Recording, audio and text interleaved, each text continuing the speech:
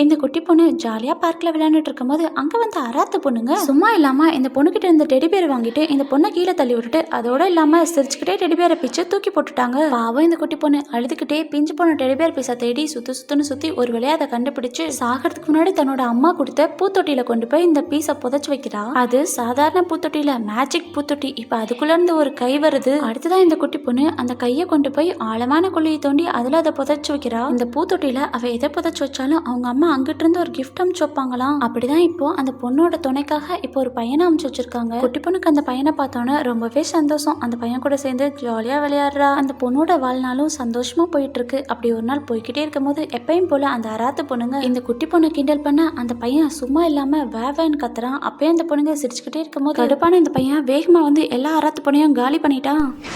இந்த மாதிரி ஒரு பூத்தொட்டி உங்களுக்கு கிடைச்சா நீங்க எதை வர வைப்பீங்கன்னு உங்களோட ஒப்பீனியனை கமெண்ட் பாக்ஸ்ல சொல்லுங்க ஃப்ரெண்ட்ஸ்.